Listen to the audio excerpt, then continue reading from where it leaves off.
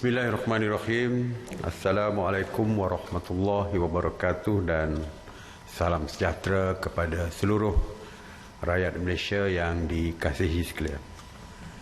Seperti biasa, saya akan mulakan dengan makluman tentang tindakan oleh Task Force Operasi Pematuhan.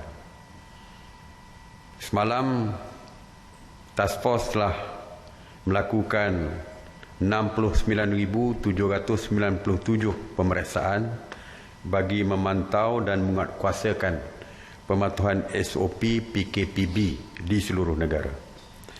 Sebanyak 4,914 pasaraya, 5,044 restoran, 8,004 penjaja dan 1,109 kilang serta 3,354 bank telah diperiksa. Pemeriksaan juga telah dibuat di 1,091 terminal pengangkutan darat, 190 terminal pengangkutan air dan 90 terminal pengangkutan udara. Pasukan Task Force juga telah memeriksa sebanyak 24,639 buah kenderaan persendirian, 2,130 kenderaan awam dan 402 vessel. Turut diperiksa adalah 2,474 pasar awam, 4,048 tempat ibadah, 1,349 tempat riadah dan 391 tapak binaan. Sebanyak 3,498 pasukan pematuhan telah membuat pemantauan dan melibatkan seramai 18,856 anggota. Dan semalam turut juga disertai oleh Agensi Pengangkutan Awam Darat ataupun APAD. Seperti yang saya sentiasa sebutkan bahawa pihak berkuasa akan mengambil tindakan undang-undang kepada mana-mana individu yang engkar kepada pematuhan SOP yang disediakan. Semalam, PDRM telah menahan seramai 156 individu di atas kesalahan melanggar SOP dan peraturan di bawah Akta 342, yang mana 104 individu telah direman dan 52 individu diberikan jaminan polis. Justru saya ingin mengingatkan supaya semua perlulah mematuhi setiap SOP dan peraturan yang telah pun ditetapkan. Kerana kegagalan mematuhi SOP dan peraturan inilah yang menyebabkan individu-individu tadi ditahan. Saya harap tidak berlaku kepada tuan-tuan dan puan-puan sekalian. PDRM juga telah mengenakan 148 sekatan jalan raya rentas negeri di seluruh negara dan memeriksa 156,096 kenderaan. Yang menghairankan, ramai lagi yang nak balik kampung. Semalam 1,175 kenderaan cuba merentas negeri dengan alasan yang sama, iaitu untuk balik ke kampung. Walaupun berbagai-bagai nasihat dikeluarkan, pihak polis belum berpatah balik, diarahkan berpatah balik, memberikan nasihat, tapi semalam 1,000 lebih lagi, 1,175 lagi yang cuba untuk balik ke kampung dan telah pun diarahkan oleh PDRM berpatah balik semula. Jadi saya haraplah tak perlulah mencuba untuk merentas negeri untuk balik ke kampung. Kerana tentu saja apabila diarahkan berpatah balik, menyusahkan mereka yang berhajat untuk balik ke kampung tersebut. Mengenai Ops Sanitasi Awam di bawah kawal selia KPKT, sejak 30 Mac 2020 telah melakukan 6,548 Ops sanitasi, termasuk di 78 zon kuning dan merah, dan sebanyak 10,157 premis kerajaan, premis perniagaan dan kawasan awam telah disanitasi. Semalam, sebanyak 57 operasi sanitasi yang meliputi 21 zon merah dan kuning di 14 buah negeri, termasuk 14 operasi di Johor, 13 operasi di Sabah, 7 operasi di Kedah dan 5 operasi di Melaka. Mengenai pengurusan pusat kuarantin, sehingga jam 8 pagi 18 Mei, sebanyak 245 pusat kuarantin telah beroperasi, berbanding 243 pada hari sebelumnya, yang mana 16,240 individu sedang menjalani proses kuarantin wajib. Semalam, seramai 662 rakyat Malaysia telah pulang ke tanah air dan dikuarantin secara wajib. Seramai 37,471 rakyat Malaysia yang pulang ke tanah air telah dikuarantin wajib sejak 3 April 2020. Sehingga hari ini, seramai 29,279 individu telah selesai menjalani kuarantin wajib dan telah dibenarkan pulang. Hari ini saya ingin melaporkan sedikit tentang pemeriksaan di tapak binaan. Bilik Gerakan Lembaga Pembangunan Industri Pembinaan Malaysia ataupun CIDB telah melaporkan sebanyak 120 tapak binaan telah diperiksa oleh 98 penguatkuasa CIDB pada 16 Mei 2020. Hasil pemeriksaan telah mendapati 15 tapak binaan mematuhi SOP yang ditetapkan, manakala terdapat 8 tapak binaan yang tidak mematuhi SOP dan 1 tapak binaan diarahkan tutup. 96 tapak binaan didapati masih tidak beroperasi. Jumlah kumulatif tapak binaan yang telah diperiksa adalah 4,183, yang mana 425 tapak mematuhi SOP. 150 tapak tidak patuh kepada SOP dan telah diberi amaran, dan 5 tapak binaan telah pun diarahkan tutup di atas kesalahan melanggar SOP. Pemeriksaan juga mendapati 3,603 tapak binaan masih tidak beroperasi. SOP berserta soalan lazim sektor pembinaan boleh dirujuk melalui laman web Kementerian Kerja Raya dan MKN. Saya menyebutkan tentang pemeriksaan tapak binaan ini kerana tapak binaan merupakan satu kawasan yang dulu kita dapati ada positif COVID, yang kita arahkan tutup pusat tapak binaan tersebut, dan juga untuk mewajibkan pekerja warga asing di kawasan merah, Kuala Lumpur, wilayah Persekutuan dan Selangor diwajibkan untuk membuat swab test. Jadi saya sengaja sebutkan ini kerana ramai yang beranggapan bahawa keadaan di tapak binaan masih lagi bahaya. Tapi seperti yang saya sebutkan tadi, bahawa CIDB telah menjalankan pemeriksaan mengejut di kawasan-kawasan tapak binaan yang beroperasi, dan juga ada lagi yang masih tidak beroperasi. Mengenai keperluan barangan keperluan asas, KPDN HEP ataupun Kementerian Perdagangan Dalam Negeri dan Hal Ehwal Pengguna telah membuat pemantauan harian ke atas 25 jenis barangan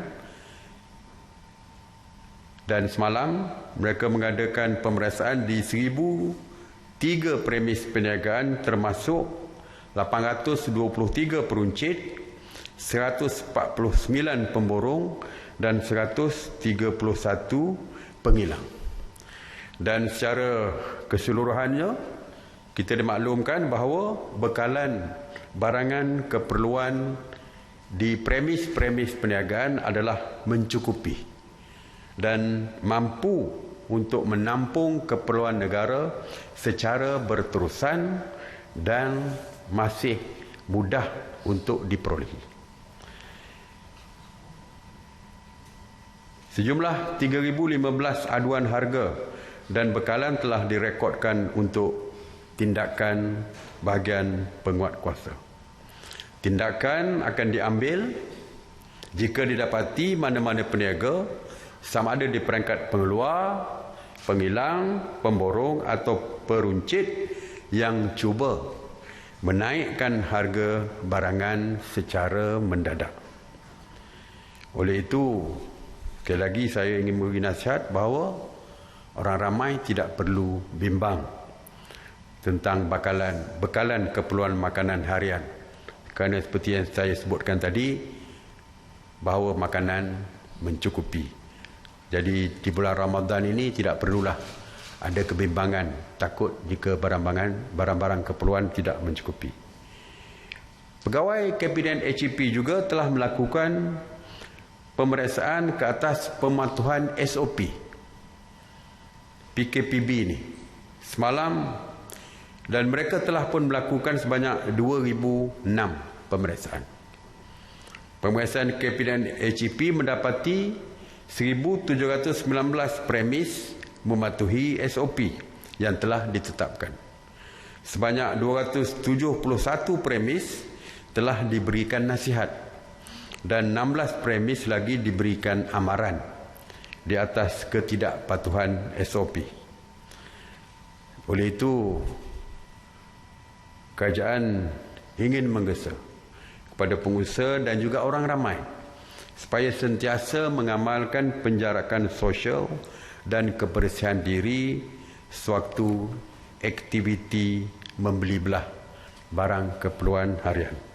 Dan ingatan yang tegas yang ingin saya sebut sekali lagi, bahawa tolong jangan bawa anak-anak kecil dan juga warga emas sewaktu keluar membeli, kerana mereka merupakan golongan yang berisiko tinggi untuk dijangkiti penyakit COVID-19 ini. Saya juga ingin melaporkan sedikit laporan daripada Kementerian Pertanian mengenai barang-barang keperluan harian seperti barang basah dan juga beras dan lain-lain barang-barang yang kering. Untuk makluman, status masa kedudukan bekalan makanan bagi bahan-bahan makanan utama iaitu beras, daging, ikan, sayur-sayuran dan buah-buahan berada pada tahap stabil dan mencukupi. Mengenai beras, jumlah stok semasa beras dengan mengambil kira pengeluaran tempahan dan import adalah stabil, terkawal dan konsisten bagi menampung keperluan dalam negara secara berterusan. Tadi saya sebutkan tadi, Kabinet HEP adalah barangan di premis-premis perniagaan. Tetapi Kementerian Pertanian adalah di peringkat pengeluar. Jadi di peringkat pengeluar pun, semua barangan keperluan asas adalah mencukupi dan mudah diperolehi. Jadi tidak perlu bimbanglah. Tidak perlu bimbang. Bukan saja di kedai mencukupi, tetapi pengeluar, pemborong dan sebagainya mempunyai bekalan makanan yang mencukupi. Mengenai pengantaran pulang pelajar IPT, semalam KPT telah mengantar pulang 1,646 pelajar IPT ke kampung halaman masing-masing. Seramai 652 pelajar telah dihantar pulang ke Sarawak melalui 4 penerbangan dari Kuala Lumpur ke Miri, Kuching, Bintulu dan Sibu. Manakala 574 pelajar dihantar pulang dari Kuala Lumpur ke Kota Kinabalu melalui 2 penerbangan. Sebuah penerbangan dari Kuching telah membawa pulang 160 pelajar ke Kota Kinabalu. Satu penerbangan ulang-alik dari Bintulu ke Kota Kinabalu telah menghantar pulang 227 pelajar. Bagi penghantaran pelajar dalam negeri, intrastate, seramai 33 pelajar di Sabah telah dihantar pulang ke kampung halaman masing-masing. Dari 27 April 2020 sehingga semalam, KPT telah menghantar pulang 49,013 pelajar, 49,019 pelajar ke pangkuan keluarga masing-masing. Hari ini 3 penerbangan dijadualkan dari Kuala Lumpur ke Bintulu, Sibu dan Miri untuk membawa pulang 418 pelajar ke kampung halaman masing-masing. Untuk makluman, masih terdapat 7,384 pelajar dari Sabah dan 2,207 pelajar dari Sarawak yang masih belum dihantar pulang dan masih berada di kampus masing-masing di Semenanjung. Isu di Sabah. Ramai ibu bapa daripada Sabah bertanyakan, kenapa masih lagi anak mereka tidak dihantar balik dan sebagainya. Ya?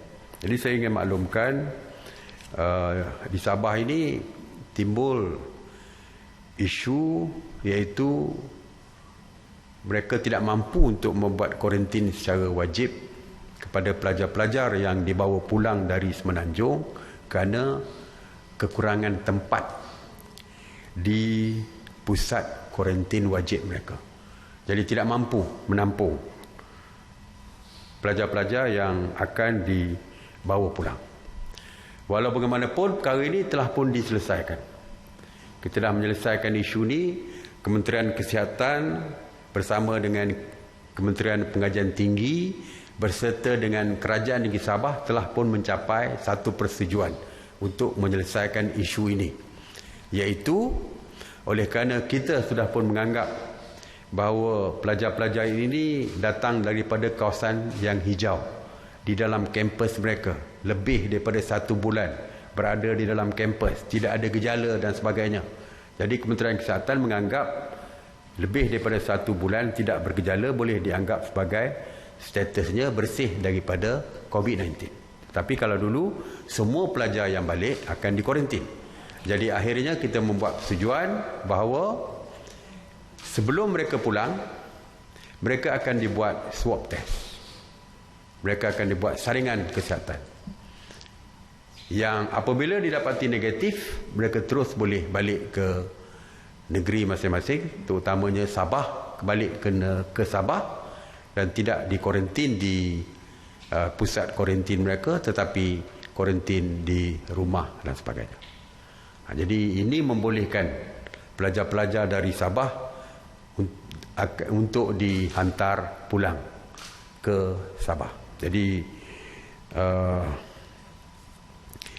yang positif pastinya akan dihantar ke hospital. Jadi dengan persetujuan daripada Kerajaan Negeri Sabah, KKM dan juga Kementerian Pengajian Tinggi ini, maka kita harap isu yang berkaitan dengan pelajar Sabah yang tidak boleh pulang ke Sabah dapat diselesaikan dengan segera. Jadi itu saja yang saya nak sampaikan. Sekali lagi seruan saya seperti biasa, terus kekal di rumah bagi terus kekal selamat. Stay home, stay safe. Saya buka kepada soalan. Assalamualaikum Datuk Seri. Soalan saya, adakah kerajaan akan mempertimbangkan saranan KKM untuk mengambil tindakan yang lebih tegas kepada ibu bapa dan penjaga yang masih berdegil untuk membawa kanak-kanak di bawah usia 12 tahun ke tempat awam seperti shopping kompleks dan sebagainya? Ya. kita pun dengar yang masih ramai yang membawa anak-anak kecil ke shopping kompleks ni. Perkara ini melibatkan perundangan, ya, perundangan. Kalau kita nak ambil tindakan kepada ibu bapa mereka, mesti ada di dalam undang-undang ataupun peraturan di bawah Akta 342 tersebut. 342. Jadi insya-Allah kita akan bincang dengan pihak Peguam Negara, Kementerian Kesihatan dan juga MKN bagi kita mencapai persetujuan. Kalau perkara ini disetujui, undang-undang boleh peraturan boleh dipinda. Dan jika melanggar peraturan boleh dihukum di bawah Akta 342 ini. Jadi perkara ini kita akan tengok dengan cara lebih detail. Ya, sebab mungkin banyak juga implikasi lain yang ada, yang timbul. Jadi kita akan bincanglah, kita akan dapat nasihat daripada Peguam Negara. Okey. Assalamualaikum Datuk Seri. Saya ada soalan mengenai peningkatan harga ayam. Yang mana dakwaan daripada peniaga ayam, dia kata harga ayam dia orang terpaksa naikkan sebab PKP. Jadi stok tu kurang. Yang mana saya tengok ada laporan berita di Terengganu, harga ayam paling tinggi iaitu RM9.60 sekilogram. Tu kita minggu depan, macam mana kita tahu kita akan menyambut Aidilfitri. Jadi memang kita perlukan ayam. So macam mana tindakan daripada kerajaan, khususnya KPDN HAP, adakah ada membuat pemeriksaan mengenai perkara ini? Okey, kita tahu, saya pun baca dalam media, harga ayam tiba-tiba dalam 2-3 hari ini meningkat. Kalau dulu tak timbul isu ni, apabila apabila restoran ditutup dan sebagainya, jadi penjualan ayam berkurangan dari segi jumlahnya. Maknanya permintaan kurang daripada penawaran yang menyebabkan harga rendah satu ketika dulu. Tiba-tiba sekarang harga semakin tinggi. Tapi insya-Allah kerajaan ada mekanisme dia untuk menyekatkan kenaikan mendadak ini, iaitu melalui skim kawalan harga maksimum musim perayaan. Dan saya difahamkan KPDN HEP akan mengumumkan skim kawalan harga musim perayaan ini pada hari besok. Saya baru bercakap dengan Menteri KPDN HEP, Datuk Alexander Nantalinggi. Dia maklum kepada saya besok akan diumumkan. Jadi harga ayam akan dikawal harga shilling, tak melebihi daripada harga shilling yang ditetapkan. Kita tunggulah pengumuman daripada Kementerian KPDN HEP. Bukan saja ayam, tetapi berbagai-bagai lagi barangan keperluan, terutamanya untuk menyambut Hari Raya yang banyak digunakan untuk sambutan Hari Raya Aidilfitri ini. Okey. Baik, Datuk Seri, tadi Datuk Seri sebut mengenai pelajar Sabah di Semenanjung. Bagaimana pula dengan pelajar Sarawak di Semenanjung? Adakah isunya sama? Tak cukup tempat kuarantin wajib dan apakah jalan penyelesaiannya? Bagi soalan yang kedua, mungkin semalam Datuk Seri ada sebut mengenai soal selidik atau survey oleh MKN. Mungkin boleh kongsikan penjelasan lanjut yang mengatakan rakyat mahu SOP diketatkan dan bukan dilonggarkan. Terima kasih. Okey, Sarawak tidak timbul isu, cuma Sabah yang timbul isu. Sebenarnya kaji selidik MKN itu berdasarkan bukan dari segi perlu atau tidak diperketatkan, tetapi bagaimana mereka ingin menyambut Hari Raya nanti. Ada 3 soalan yang dikeluarkan. Yang pertama, sama ada mereka ingin berhari raya di rumah sendiri dalam keluarga, dengan keluarga di dalam rumah tersebut. Yang kedua soalan dia, sama ada mereka akan membenarkan berhari raya dengan saudara mara terdekat, tapi bukan daripada dalam rumah tu. Soalan ketiga ialah sama ada mereka ingin berhari raya bersama saudara mara daripada jauh dan juga jiran-jiran tetangga. Ada 3 soalan yang dikeluarkan oleh MKN. dan ada 215,712 responden yang menjawab. Daripada soalan tersebut, soalan A yang jawapannya akan menutup pintu rumah mereka kepada orang luar, hanya keluarga sendiri, sebanyak 74%. Yang kedua tadi, saudara mara terdekat 20%, yang ingin buka juga kepada jiran tetangga 6%. Kalau inilah trendnya, pandangan daripada orang ramai, mana kita tak perlu, saya tak rasa bimbang sangatlah. Sebab 74% tidak mahu membuka kepada orang luar rumah mereka di waktu Aidilfitri nanti, hanya keluarga di dalam rumah saja. Dan itulah sebenarnya harapan daripada kerajaan, walaupun kita buka untuk 20 orang untuk hari raya pertama tersebut. Tetapi kalau pandangan 74% daripada responden ini mengatakan mereka tidak membenarkan orang lain datang beraya kecuali keluarga yang berada di dalam rumah mereka saja. Kalau semua orang buat macam ni, alhamdulillah, tak timbullah kebimbangan kita. Takut kalau merebaknya jangkitan COVID-19 ini dan akan berlaku pertambahan COVID positif sempena dengan Hari Raya Aidilfitri nanti. Jadi saya, kalau inilah trendnya, saya harap yang 20% dengan 6% tadi juga akan membuat perkara yang sama seperti dengan kumpulan yang menjawab soalan A tadi, iaitu beraya dengan keluarga di dalam rumah yang sama. Pasti kalau kita buat seperti ini, insya-Allah kita boleh putuskan rantaian COVID-19 ini. Kerana ramai yang takut ada kluster baru, iaitu kluster balik kampung. Okey? Terakhir. Okey, Datuk Seri, mengenai masih terdapat organisasi dan syarikat termasuk GLC yang masih meminta nombor kad pengenalan semasa mendaftar masuk ke premis mereka semasa PKPB. Komen Datuk Seri tentang perkara ini dan adakah ini masih dibenarkan? Terima kasih, Datuk Seri. Kita dah putuskan itu hari bahawa hanya perlu nama dan nombor telefon. Kerana tujuan dia adalah jika berlaku apa-apa yang berkaitan dengan COVID-19, katakan ada positif, jadi kita boleh menghubungi mereka yang meninggalkan nombor telefon dan datang ke premis-premis tersebut.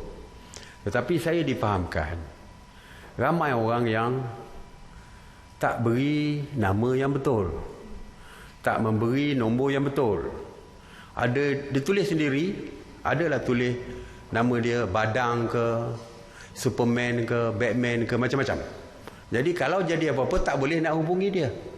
Sebab itulah ada di kalangan premis perniagaan tersebut mungkin meminta nombor kad, nama, bukan nombor kad pengenalan, nama kad pengenalan supaya nama yang sebenar boleh diketahui. Jadi saya haraplah kepada pengunjung-pengunjung premis-premis perniagaan, sama ada restoran dan sebagainya, taruh nama yang sebenar ataupun dan juga taruh nombor telefon yang sebenar. Sebab kalau terjadi apa-apa emergency yang ada dia merupakan close contact dengan yang berkait dengan COVID positif ini, kita tak dapat hubungi dia.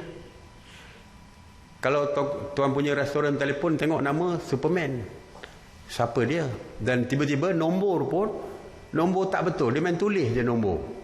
Jadi akhirnya yang susah adalah mereka yang tidak memberikan nombor dan nama sebenar tadi. Jadi jangan takut. Sudah tidak ada kad pengenalan, tidak ada alamat rumah, jadi mereka selamat. Tak boleh nak pergi. Kalau rumah takut nombor alamat rumah dia diketahui orang, saya dah kata tak payah ada alamat rumah. Kalau tak mau IC dia, nombor IC, takut disalahgunakan nombor kad pengenalan dia, tak perlu. Cuma nama yang betul, nombor telefon yang betul. Jadi itu saja untuk memastikan semua yang terlibat nanti akan dapat dihubungi, dan kalau jika mereka juga terkait dengan COVID-19 positif, mereka boleh diselamatkan. Okey, terima kasih. Assalamualaikum warahmatullahi wabarakatuh.